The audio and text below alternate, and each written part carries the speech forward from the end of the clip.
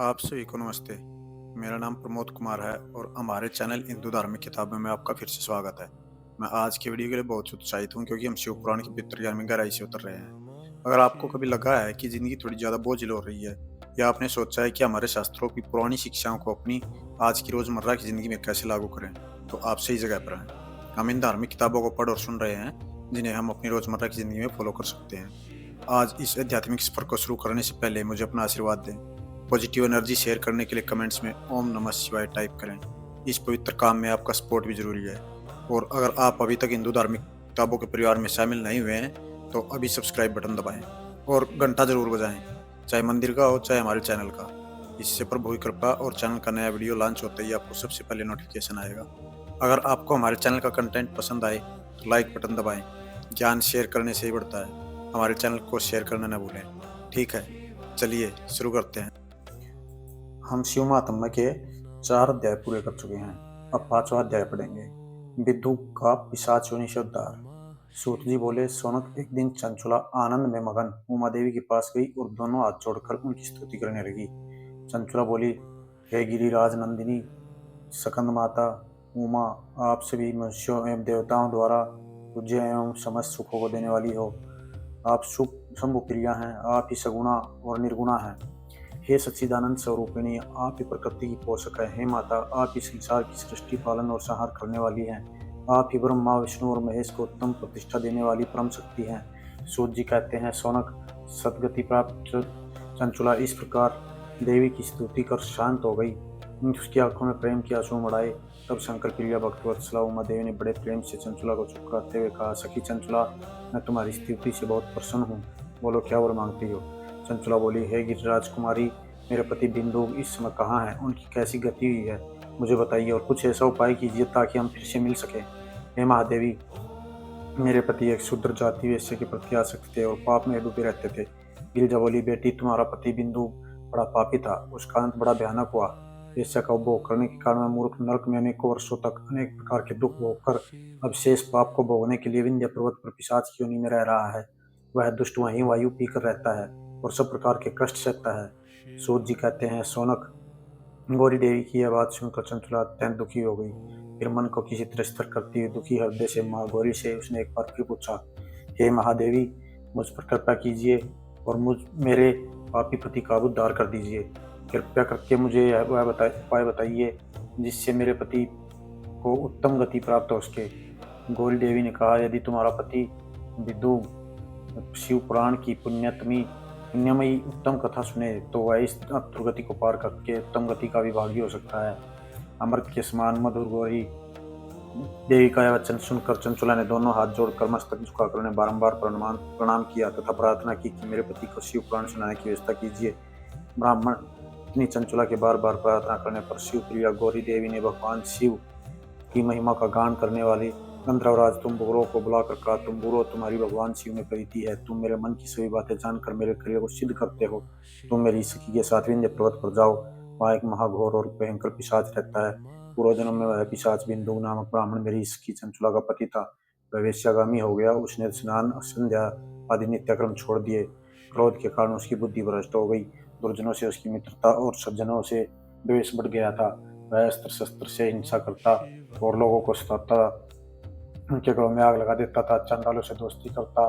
वह रोज वेश्या के पास जाता था, पत्नी को त्याग कर दुष्ट लोगों से दोस्ती कर उनके संपर्क में रहता था। वह मृत्यु तक दुराचार में फंसा रहा। मृत्यु के बाद उसे पापियों की भोग स्थान यमपुर ले जाया गया। वहाँ घोर नरकों को सहकर इस समय वह विंध्य पर्वत पर पिशाच बनकर रह रहा है और पापों का फल भोग रहा है। तुम उसके सामने परम पुण्यमयी पापों का नाश करने वाली शिव पुराण की दिव्य कथा का प्रवचन करो। इस कथा को सुनने से उसका हृदय सभी पापों से मुक्त होकर शुद्ध हो जाएगा और वह प्रेत योनि से मुक्त हो जाएगा। दुर्गति से मुक्त होने पर उस बिंदु नामक पिशाच को विमान पर बिठाकर तुम भगवान शिव के पास ले आना। सूत जी कहते हैं, सोनक, माँ का आदेश पाकर गंधर्वराज तुम्बुरो प्रसन्नतापूर्वक अपने भाग्य की सराहना करते हुए चंचुला को साथ लेकर विमान से पिशाच के निवास स्थान विंध्य पर्वत गया। वहां पहुंचकर उसने उस विकराल आकृति वाले पिशाच को देखा। उसका शरीर विशाल था, उसकी ठोडी बड़ी थी।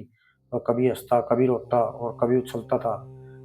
महाबली तुम्बुरो ने बिंदु नामक पिशाच को पासों से बांध लिया। उसके पश्चात तुम्बुरो ने शिव पुराण की कथा बाँचने के लिए स्थान तलाश कर मंडप की रचना की। शीघ्र इस बात का पता लोगों को चल गया कि एक पिशाच के उद्धार हेतु देवी पार्वती की आज्ञा से तुम्बुरो शिव पुराण की अमृत कथा सुनाने विंध्य पर्वत पर आया है। उस कथा को सुनने के लोभ में बहुत से देव ऋषि वहां पहुंच गए। सभी को आदरपूर्वक स्थान दिया गया। पिशाच बिंदुओं को पासों में बांध कर आसन पर बिठाया गया और तब तुम्बुरो ने परम उत्तम शिव पुराण की अमृत कथा का ज्ञान शुरू किया। उसने पहली विंध्येश्वर संहिता से लेकर 7वीं वायु संहिता तक शिव पुराण की कथा का स्पष्ट वर्णन किया। सातों संहिताओं सहित शिव पुराण को सुनकर सभी श्रोता कृतार्थ हो गए। परम पुण्य में शिव पुराण को सुनकर पिशाच सभी पापों से मुक्त हो गया और उसने पिशाच शरीर का त्याग कर दिया। शीघ्र ही उसका दिव्य रूप हो गया। उसका शरीर गौर वर्ण का हो गया। शरीर पर श्वेत वस्त्र एवं के आभूषण आ गए। इस प्रकार दिव्य देहधारी होकर बिंदुक अपनी पत्नी चंचला के साथ स्वयं भी भगवान शिव का गुणगान करने लगा। उसे इस दिव्य रूप में देखकर सभी को बहुत आश्चर्य हुआ। उसका मन परम आनंद से परिपूर्ण हो गया। सभी भगवान महेश्वर के अद्भुत चरित्र को सुनकर कृतार्थ हो उसका यशोगान करते हुए अपने अपने धाम को चले गए। बिंदुक अपनी पत्नी चंचला के साथ विमान में बैठकर शिवपुरी की ओर चल दिया। महेश्वर के गुणों का ज्ञान करते हुए बिंदुक अपनी पत्नी चंचला व तुम्बुरो के साथ शीघ्र ही शिव धाम पहुंच गया। भगवान शिव व देवी पार्वती ने उसे अपना पार्षद बना लिया।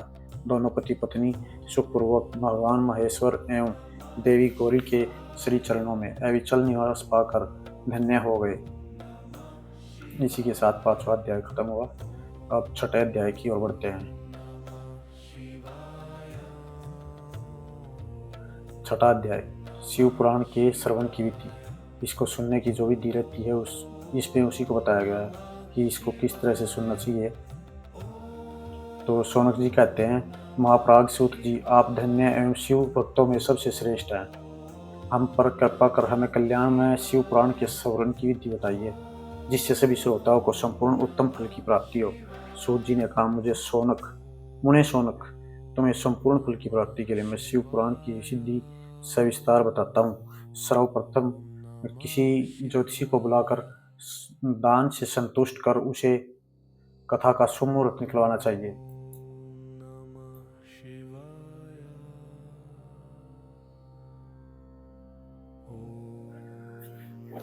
और उसकी सूचना का संदेश सभी लोगों तक पहुंचाना चाहिए कि हमारे यहाँ शिव पुराण की कथा होने वाली है। अपने कल्याण की इच्छा रखने वालों को इसे सुनने अवश्य पधारना चाहिए। देश देश में जो भी भगवान शिव भक्त के भगत हों तथा शिव कथा के कीर्तन और श्रवण के उत्सुक हों, उन सभी को आदरपूर्वक बुलाना चाहिए और उनका आदर सत्कार करना चाहिए।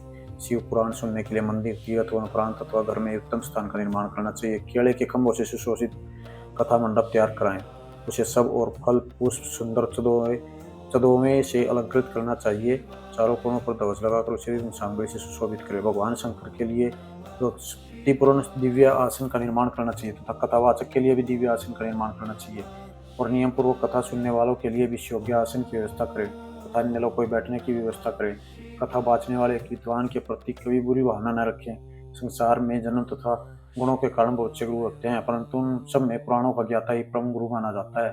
पुराण वेता पवित्र शांत साधु ईर्ष्या पर विजय प्राप्त करने वाला और दयालु होना चाहिए। ऐसे गुणी मनुष्य को इस पुण्यमयी कथा को बाँचना चाहिए। सूर्योदय से 3:30 पहर तक इसे बाँचने का उपयुक्त समय है। मध्य काल में 2 घड़ी तक कथा बंद रखनी चाहिए ताकि लोग मलमूत्र का त्याग कर सकें। जिस दिन से कथा शुरू हो रही है उससे एक दिन पहले व्रत ग्रहण करें। कथा के दिनों में प्रातःकाल का नित्यक्रम संक्षेप में कर लेना चाहिए। वक्ता के पास उसकी सहायता हेतु एक विद्वान व्यक्ति को बैठाना चाहिए जो कि सब प्रकार के संशयों को दूर कर लोगों को समझाने में कुशल हो। कथा में आने वाले विघ्नों को दूर करने के लिए सर्वप्रथम गणेश जी का पूजन करना चाहिए। भगवान शिव पुराण की भक्ति भाव से पूजा करें। तत्पश्चात श्रोता तन मन से शुद्ध होकर आदरपूर्वक शिव पुराण की कथा सुने और जो वक्ता और श्रोता अनेक प्रकार के कर्मों से भटक रहे हों, काम आदि 6 विकारों से युक्त हों, वे पुण्य के भागी नहीं हो सकते। जो मनुष्य अपनी चिंताओं को भूलकर कथा में मन लगाते हैं, उन शुद्ध बुद्धि मनुष्य को उत्तम फल की प्राप्ति होती है। तो 6ठे भाग में हमारे को बताया गया कि किस तरह से कथा का श्रवण करना चाहिए और कथा सुननी चाहिए। अब इसके बाद अध्याय नंबर 7 में आ जाते हैं। तो 7वां अध्याय है जिसमें श्रोताओं द्वारा पालन किए जाने वाले नियम। सूत जी बोले, शौनक, शिव पुराण सुनने का व्रत लेने वालों पुरुषों के लिए जो नियम उन्हें भक्तिपूर्वक सुनो। शिव पुराण की पुण्यमयी कथा नियम पूर्वक सुनने से बिना किसी भी बाधा के उत्तम फल की प्राप्ति होती है। दीक्षा रहित मनुष्य को कथा सुनने का अधिकार नहीं है, अतः पहले वक्ता से दीक्षा ग्रहण करनी चाहिए। नियम पूर्वक कथा सुनने वाले मनुष्य को ब्रह्मचर्य का अच्छी तरह से पालन करना चाहिए। उसे भूमि पर सोना चाहिए, पत्तल में खाना चाहिए और कथा समाप्त होने पर अन्न ग्रहण करना चाहिए। समर्थ मनुष्य को शुद्ध भाव से शिव पुराण की कथा की समाप्ति तक उपवास रखना चाहिए और एक ही बार भोजन करना चाहिए।